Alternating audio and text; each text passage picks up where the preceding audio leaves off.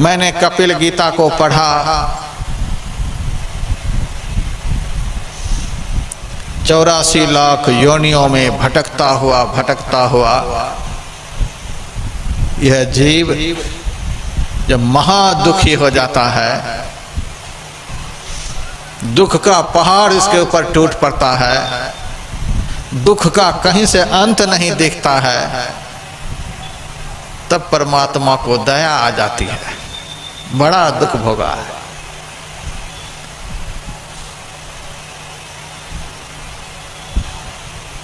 आजकल के माता पिता भी जब लड़का किसी भी तरह से नहीं सुनता है, बदचलन हो जाता है, माता पिता की अवज्ञा कर बैठता है, एक भी नहीं मानता है, तब माता पिता भी कोर्ट में लिख करके दे देते हैं कि हम इस बालक को घर से बहिष्कार कर रहे हैं। यह अभी कानून बन गई है, बच्चे को बहिष्कार कर देते हैं। अब माता पिता के ऊपर कोई दोष नहीं जाएगा। यदि कोर्ट में लिख करके दे दिया गया और वह कागज स्वीकार हो गया तो लड़का पकड़ा जाएगा, लड़के को फांसी पड़ जाएगा, कुछ भी हो जाएगा, माता पिता को कोई दोष नहीं लगेगा। माता पिता उस बच्चे को घर से बहिष्कार कर दिया, लिखित रूप में दे दिया। अब यह मेरे बस की बात नहीं, एक कुल खानदान की कीर्ति को मिट्टी में मिलाने के लिए तुल चुका है। अब हम लिख करके दे रहे हैं, इससे हमारा कोई लेना देना नहीं। न माता पिता के धन पर उसका अधिकार हो सकता है, न घर पर अधिकार हो सकता है।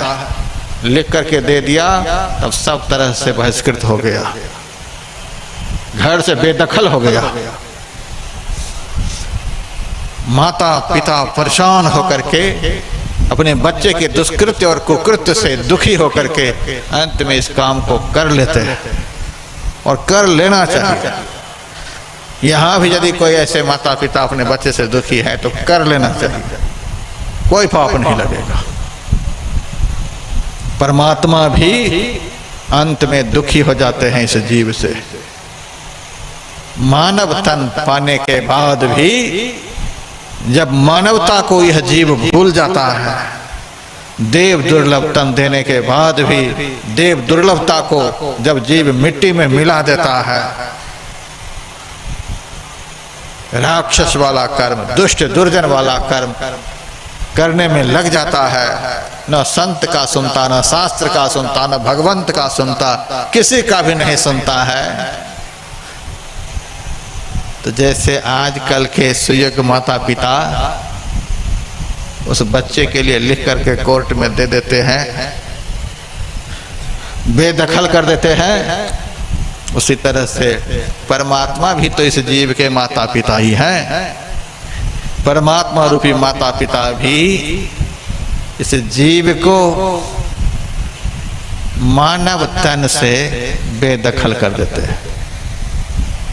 जा इस तन में रहने के काबिल तो नहीं है। फिर 84 लाख योनि उसके लिए होता है।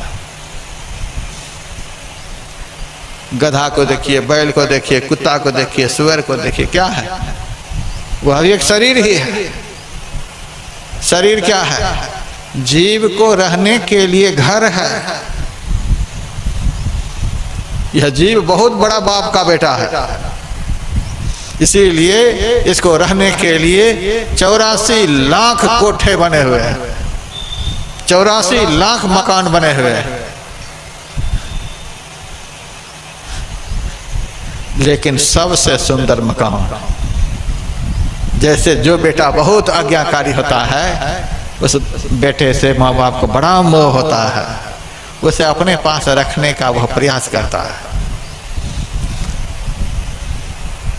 मैं गया हुआ था कहीं सत्संग करने के लिए, एक माँ बाप का एक ही बेटा था। वह बेटा कनाडा जाने के लिए मार मचाए, मैं बाहर जाऊंगा, मैं बाहर जाऊंगा।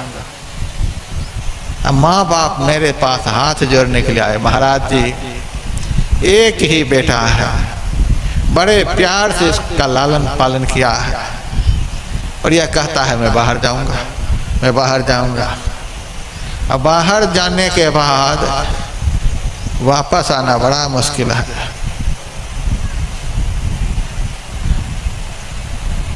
पता नहीं कब तक में लौटेगा, क्या बन करके लौटेगा। कोई चुड़ैल को, कोई राक्षसी को वहाँ से साथ लगा करके फिर यहाँ आ जाएगा, अपना भी परेशान होगा, अपने घर के लोगों को भी परेशान कराता रहेगा। पता नहीं, अभी तो अच्छा संस्कार लेकर के जाएगा, वहाँ जाने के बाद चुड़ैल राक्षसी का संग मिलेगा, क्या बन करके लौटेगा पता नहीं। महाराज नमक रोटी खा ले, किसी भी तरह से माँ बाप के पास रह, आप आदेश दो महाराज कि मेरे पास ही रहे। जैसे अच्छे माता पिता अपने बच्चे को अच्छा संस्कार देकर अपनी आंखों के सामने रखना चाहता है, उसी तरह से परमात्मा जगत के माता पिता हैं।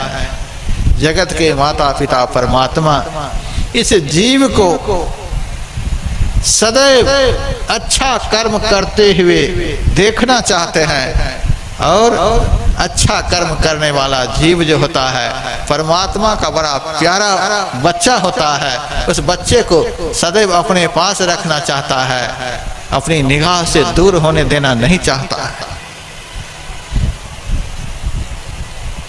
तो मानव तन में रहने वाले जीव से परमात्मा को बड़ा प्रेम होता है, और मानव तन में रहने पर भी यदि यह जीव मानवता की रक्षा नहीं कर पाता, दानव बन जाता है। तो जैसा मैंने पहले सुनाया कि आजकल के माता पिता अपने बच्चे से परेशान होकर कोर्ट में लिख करके दे देते हैं, घर से बेदखल कर देते हैं, बहिष्कार कर देते हैं। बच्चे के साथ अब कुछ भी हो, माता पिता के ऊपर कुछ होने वाला नहीं है। उसी तरह से जो जीव संत और शास्त्र के प्रतिकूल आचरण करने लग जाता है, उस जीव को मानव तन से परमात्मा बेदखल कर देता है। जा, इस शरीर में रहने के लायक तो नहीं है। गधा के शरीर से पुनः गधा बनना आसान है, बैल के शरीर से पुनः बैल बनना आसान है, कुत्ता के शरीर से पुनः कुत्ता बनना आसान है, लेकिन मनुष्य शरीर से निकलने के बाद फिर मनुष्य बनना बहुत मुश्किल है, बहुत कठिन है। मेरा प्रवचन सुनकर बहुत लोगों के मन में होता है, यह साधु महात्मा इस तरह से सुना सुना कर हम लोगों को डरा रहे हैं, धमका रहे हैं ताकि मेरा चेला बन जाए, खूब मोटी दक्षिणा देने लग जाए। साधु संत महात्मा काहे के लिए समाज को डराएंगे, धमकाएंगे? समाज का कल्याण करना साधु समाज का धर्म होता है। समाज को सही रास्ता दिखलाना साधु संत महात्मा का कर्तव्य होता है। समाज को सही ठिकाने पर पहुंचा देने का भार साधु संत महात्मा के ऊपर होता है। इसीलिए साधु संत महात्मा समझाते रहते हैं, बतलाते रहते हैं। नहीं मानेंगे तो आप जानेंगे, एक दिन घर से बेदखल हो जाएंगे, मनुष्य शरीर हाथ से निकल जाएगा।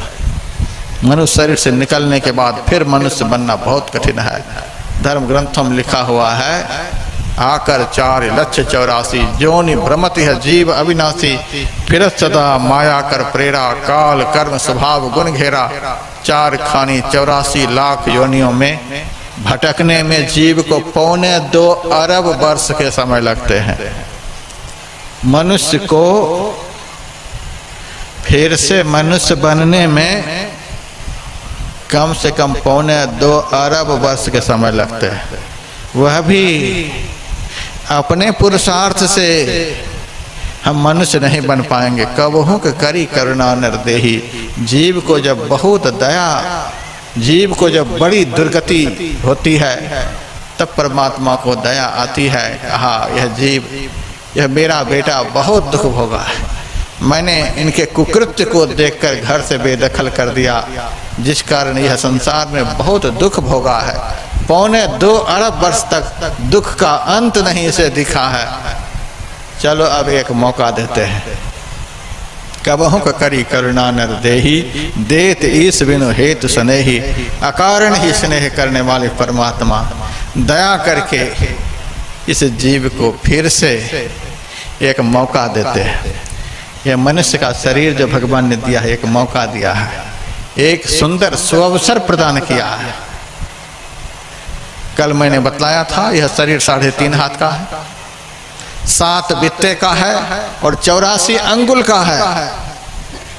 84 अंगुल का यह शरीर 84 लाख योनियों से मुक्त होने के लिए मिला है।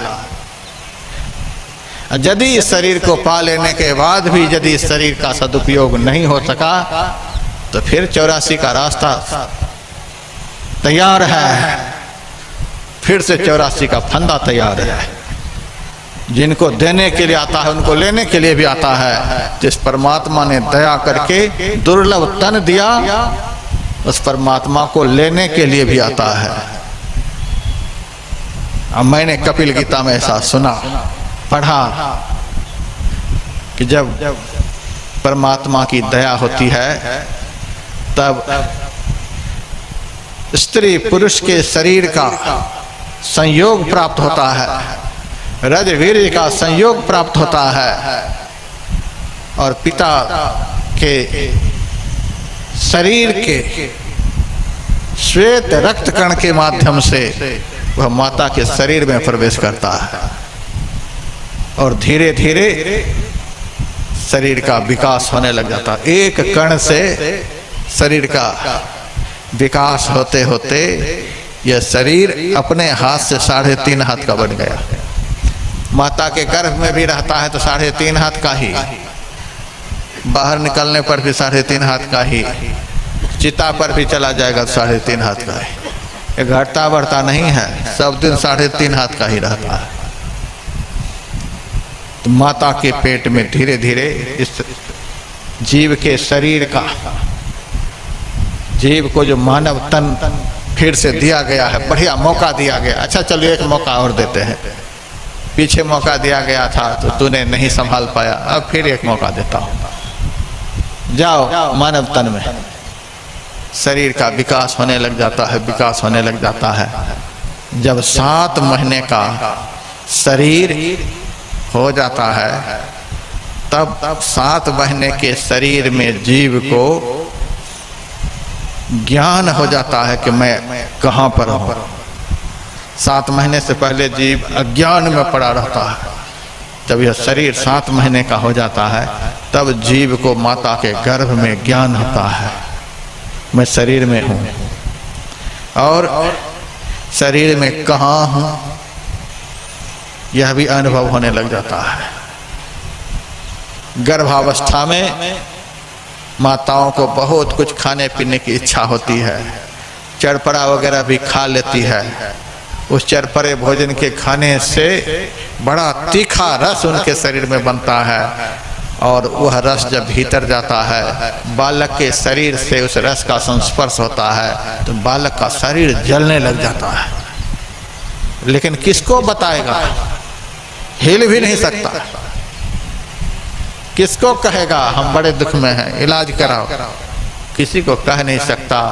जगह इतना संकीर्ण होती है तो हिल भी नहीं सकता, किसी को बता नहीं सकता। माता के पेट के कीटाणु उस बालक को दंशन करता रहता है। न हवा की कोई व्यवस्था है, न ठंडी की कोई व्यवस्था है, कोई व्यवस्था नहीं। जीव का शरीर कुंडलाकार आकृति में वहाँ पर पड़ा हुआ रहता है। गर्भोपनिषद में तो ऐसा वर्णन हुआ है कि जैसे कुंभकार लोग अवा में बर्तन को पकाता है, अवा लाल हो जाता है तो बर्तन भी लाल हो जाता है। उसी तरह से माता के पेट के जठराग्नि के बीच में यह जीव का जो शरीर पड़ा हुआ होता है वह तपता रहता है। एक क्षण उस बालक के लिए कल्प के समान व्यतीत होता है। माँ को बड़ी खुशी होती है कि हम गर्भवती हो गए, बाप को भी बड़ा आनंद हो रहा है, अब हमारे घर में बालक होने वाला है। घर के लोगों को भी बड़ी खुशी होती है, सब आनंद मना रहे हैं। लेकिन इस गर्भस्थ शिशु के ऊपर क्या व्यतीत हो रहा है वह तो वही जानता है। अब क्या बताएं, एक एक क्षण कल्प के समान व्यतीत होता है। उस समय उस जीव को अपने कर्म का बोध होता है। भगवान ज्ञान उस समय इसीलिए देते हैं कि तुम मुझे यह दोष मत दो कि मैंने ही इस कष्ट में तुमको डाला है। देखो तुमने कौन कौन से कर्म किया है। सारे कर्म चलचित्र की भांति उस जीव के सामने निकलता जाता है। ये सब कर्म किए हो, ये सब कर्म किए हो, ये सब कर्म किए हो। सारे कुकृत्य का दर्शन यह जीव करता है और मन ही मन पश्चाताप करता है। इतने कुकृत्य हमारे द्वारा हुआ है, हम तो इस दुख से पार हो ही नहीं सकते। तब परमात्मा से प्रार्थना करता है, हे प्रभु हमारे कर्म तो ऐसे हैं कि इस महानतम कष्ट से हम बाहर हो ही नहीं सकते, अब आप ही कृपा करो प्रभु, इस कष्ट से हमें आप कब निकालोगे। आत्मा और परमात्मा का वहां संवाद होता है। परमात्मा कहते हैं यहां से किस लिए तुम निकलना चाहते हो बताओ। जीव कहता है यहाँ बड़ा कष्ट होता है। अच्छा, बड़ा कष्ट होता है, तो यहाँ से निकलकर तू कहाँ जाना चाहते हो। यहाँ से माता के गर्भ से बाहर जाना चाहता। बाहर जाकर क्या सब करोगे। तब चुप हो जाता है, क्योंकि मन में तो पहले से ही है करना तो कुछ है नहीं, इसीलिए चुप हो जाता है। आप पढ़िएगा उपनिषद ग्रंथ को, सब लिखा हुआ है। चुप हो रहा है, क्या बात है। तब कहता है आप बाहर निकाल देंगे, इस कष्ट में भजन तो मेरे से होता नहीं है। बाहर जब निकाल देंगे तब मैं आपका भजन करूंगा। अच्छा, बाहर जाने के बाद भजन करेगा। हाँ, हम लोग यही कहकर बाहर निकले हैं, बस यही एक काम करने के लिए परमात्मा से प्रार्थना की। आप मुझे बाहर निकाल देंगे तो मैं आपका भजन करूंगा। परमात्मा पूछते हैं भजन नहीं करेगा तो बारंबार कहता है नहीं नहीं, जरूर भजन करूंगा, जरूर भजन करूंगा। भगवान कहते हैं ऐसे नहीं बाहर करूंगा, पहले मुझे बताओ भजन नहीं करोगे तो मैं तुम्हारे साथ क्या करूंगा, बता करके जाओ। भगवान आप ही बताओ, आप जो कहोगे सो मैं बताऊंगा। भगवान इस जीव से कहते हैं यदि भजन नहीं करूंगा तो मुझे आप फिर से यहीं पहुंचा देंगे। यह शर्त करो मेरे से, बाहर निकलने पर यदि मैं आपका भजन नहीं करूंगा तो फिर से यहीं आप पहुंचा देना। इतनी बात हुई है माता के गर्भ में, तब परमात्मा ने इस जीव को माता के गर्भ से बाहर निकाल दिया। बाहर निकलते ही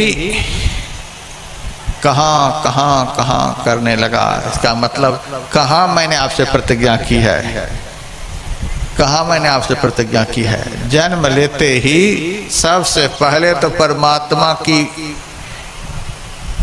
बात ही भूल गए कि क्या बात करके आए। उसके बाद बड़ा होने लगा, बड़ा होने लगा। साधु संत महात्मा किस लिए समाज में आते हैं? उनको खाने के लिए रोटी नहीं मिल रही है, कपड़े नहीं मिल रहे हैं। इसी बात की याद दिलाने के लिए परमात्मा से जो माता के गर्भ में शर्त किए हैं, उसी शर्त की याद दिलाने के लिए। क्या सब बात करके आए हो, यहाँ क्या सब कर रहे हो, याद दिलाने के लिए। जिस बात को भूल गए हैं उस बात की याद दिलाने के लिए साधु संत महात्मा आते हैं। कहते हैं जो शर्त करके आए हो उस काम में लग जाओ। तो जो लग जाते हैं, संत की बात को मानकर लग जाते हैं, वे तो पार हो जाते हैं। यह बहुत सुंदर मौका मिला है, बहुत सुंदर अवसर प्राप्त हुआ है। नहीं ऐशो जन्म बारंबार, बहुत सुंदर सुअवसर प्राप्त हुआ है। जो काम किसी शरीरों से नहीं हो सकता, वह काम करने के लिए शरीर मिला है। जहां किसी भी शरीर से आप पहुंच नहीं सकते, वहां पहुंचने के लिए शरीर मिला हुआ है। जो किसी भी शरीर से आप नहीं बन सकते, वह बनने के लिए शरीर मिला हुआ है। जो आनंद किसी भी शरीर से आप प्राप्त नहीं कर सकते, वह आनंद प्राप्त करने के लिए शरीर मिला हुआ है। जो सुख, जो शांति किसी भी शरीर से आप प्राप्त नहीं कर सकते, वह सुख और शांति प्राप्त करने के लिए शरीर मिला हुआ है। रास्ता भटक गए हैं, इसीलिए दूसरे धंधे में फंसे पड़े हैं। साधु संत महात्मा उसी दिन की याद दिलाने के लिए यह कार्यक्रम रखते हैं।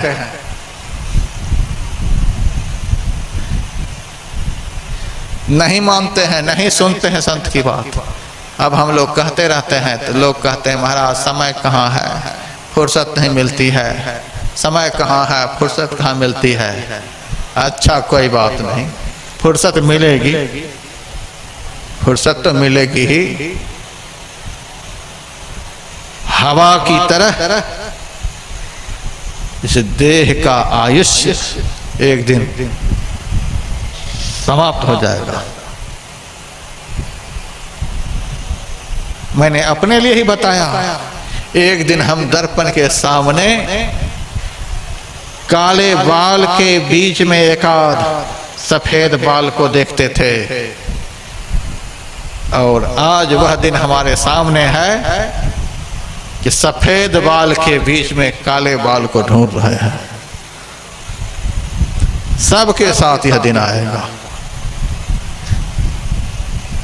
एक दिन दर्पण के सामने 32 दांतों को लोग देखते थे। एक ऐसा भी दिन आता है जब मुंह में गिने चुने दांत दिखलाई देते हैं, और एक ऐसा दिन भी आता है जब गिने चुने दांत भी मुंह में नजर नहीं आते हैं। आँख की रोशनी चली जाती है, कान की सुनने की शक्ति समाप्त हो जाती है, हाथ में लेने देने की शक्ति समाप्त हो जाती है, पैर में चलने फिरने की शक्ति समाप्त हो जाती है। अंगं गलितम पलितम मुंडम दसन विहीनं जातन तुंडं। एक दिन ऐसा शरीर बन जाता है। ऐसा भी शरीर एक दिन होने वाला है। आप साधु संत महात्मा को टरकाते रहिए, महाराज समय कहाँ है, महाराज समय कहाँ है। अभी तो कह रहे हैं समय कहाँ है, समय रहते हुए भी कह रहे हैं समय कहाँ है। तो परमात्मा एक दिन आपके जीवन में ऐसी व्यवस्था कर देंगे कि आपका वचन सत्य हो जाएगा कि समय कहाँ है। जब जीवन का अंतिम क्षण होगा, आछे दिन पाछे गया हरि से किया न हेत, अब पछतावा क्या करे जब चिड़िया चुग गई खेत। उस दिन एक एक श्वास की कीमत समझ में आएगी। किस किस तरह से मैंने एक एक श्वास को गंवाया। मेरे सामने एक बहुत बड़े सेठ जी 1 लाख की अंगूठी पहन करके आए थे। सोना के ऊपर हीरा जड़ा हुआ था, और बड़े अभिमान के साथ आए, मुझे प्रणाम कर रहे हैं और प्रणाम के माध्यम से वह 1 लाख की अंगूठी दिखला रहा है। तो कई एक बार हाथ को दिखलाए, लेकिन हम बोले कुछ भी नहीं। कुछ देर के बाद वह सेठ मेरे से कहता है, महाराज हमारी अंगुली में जो अंगूठी है 1 लाख की है, लेकिन आप कुछ बोले नहीं, कुछ बोले नहीं। मैंने कहा अच्छा 1 लाख की अंगूठी है? हाँ। मैंने कहा इस अंगूठी के पहनने से अब आपको भूख तो नहीं लगती होगी, प्यास तो नहीं लगती होगी? अरे महाराज भूख तो खूब लगती है, प्यास भी खूब लगती है। तब यह कैसी अंगूठी है? मैं एक भी अंगूठी नहीं पहनता हूं, तो मुझे भी भूख लगती है, प्यास लगती है। आप 1 लाख की अंगूठी पहने हो, आपको भी भूख लग रही है, प्यास लग रही है, मुझे भी कुछ चिंता फिक्र है, आपको भी चिंता फिक्र है, सब कुछ तो बराबर ही है, फिर अंगूठी पहनने का फायदा क्या है? अरे महाराज आप तो साधु महात्मा हो, कुछ से कुछ बताने लग जाते हो। आप फकीर आदमी क्या 1 लाख के महत्व को समझोगे? मैंने कहा एक बात बताओ, आप जो 1 लाख की अंगूठी अंगुली में पहन रखे हो, तो अंगूठी की ज्यादा कीमत है कि जिस अंगुली में अंगूठी पहने हो उस अंगुली की ज्यादा कीमत है? बता, दोनों में से कीमत किसकी ज्यादा है? मैंने कहा 5 लाख रुपए दूंगा, दोगे अंगुली काट करके? इस पंडाल वाले से भी मैं कह रहा हूं, दे दूंगा 1 लाख रुपए। देंगे कोई अंगुली काट करके? कोई भी नहीं देंगे। 5 लाख में भी नहीं देंगे। अंगूठी से ज्यादा अंगुली की कीमत है। देखिए शरीर कैसा मिला है।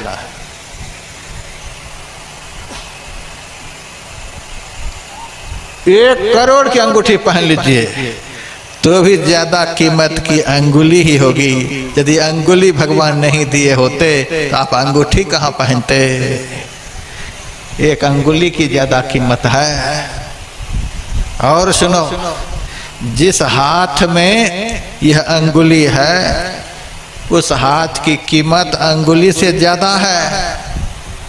अंगूठी से ज्यादा कीमत की अंगुली, अंगुली से ज्यादा कीमत का हाथ। और जिस शरीर में हाथ है वह शरीर हाथ से भी अधिक कीमत का। और इस शरीर से भी अधिक कीमत का कुछ हो सकता है। तो सुनिए, यह शरीर कब तक चलता है? जब तक सांस चलती है। इस शरीर से भी ज्यादा कीमत की सांस है। 1 सांस की कीमत दुनिया में कोई दे सकता है? कबीर की वाणी में है, कहता हूँ कह जात हूँ, कहूँ बजाए ढोल, श्वासा खाली जात है 3 लोक को मोल। ऐसे महगे मोल को 1 श्वास जो जाए, 14 लोकन पटतरे काहे धूल मिला। 1 श्वास की कीमत दुनिया में कोई भी नहीं दे सकता। सारी दुनिया की दौलत एक तरफ, 1 श्वास की कीमत उससे भी अधिक एक तरफ। 24 घंटे में कितनी सांस हम लेते छोड़ते हैं? 21,600 बार। जिस बनिया का प्रतिदिन इतना बड़ा नुकसान हो वह बनिया कभी सुखी रह सकता है? हम लोग हाय सुख हाय सुख हाय सुख कर रहे हैं, मिलता है सुख? सब कुछ करके तो देख ही लिए। धनहीन कहे धनवान सुखी, धनवान कहे सुख राजा को भारी, राजा कहे चक्रवर्ती सुखी, चक्रवर्ती कहे सुख इंद्र को भारी, इंद्र कहे चतुरानन सुखी, चतुरानन कहे सुख विष्णु को भारी। तुलसीदास विचारी कहे हरि भजन बिना सब लोग दुखारी। सारी दुनिया के लोग हाय हाय कर रहे हैं। क्यों कर रहे हैं? इतना बड़ा नुकसान रोज। एक सांस की कीमत दुनिया में कोई भी नहीं दे सकते। सारी दुनिया एक तरफ, एक सांस एक तरफ, फिर भी ज्यादा महत्व का है। ऐसी सांस 21,600 बार हम व्यर्थ का गंवा रहे हैं। जो आदमी कह रहे मेरे पास फुर्सत नहीं है, मेरे पास समय नहीं है, हम भजन किस समय करें, ऐसे आदमी इतना बड़ा नुकसान रोज अपना कर रहे हैं। इतना बड़ा नुकसान जो रोज कर रहे हैं वो कैसे सुखी हो सकते हैं? जिनका इतना बड़ा नुकसान होगा वह सुखी हो सकता है? हमारे जीवन में दुख का यही कारण है। साधु संत महात्मा के पास संसार का कुछ भी नहीं होता है तो भी सारे संसार के लोग शांति पाने के लिए उन्हीं के पास जाते हैं, आनंद पाने के लिए उन्हीं के पास जाते हैं, सुख पाने के लिए उन्हीं के पास जाते हैं। इसीलिए साधु संत महात्मा एक भी श्वास को व्यर्थ नहीं गंवाते हैं। प्रत्येक श्वास में उनका सुमिरन चलता है, प्रत्येक श्वास में उनका भजन चलता है, प्रत्येक श्वास में श्वास देने वाले मालिक का चिंतन चलता है। तो जो प्रत्येक श्वास का सदुपयोग करता है उनका सब श्वास बरकरार रहता है। फिर श्वास लेने के लिए परमात्मा उनको यह दिव्य सुंदर शरीर देते रहते हैं। बाकी के सारे शरीर छिन जाएंगे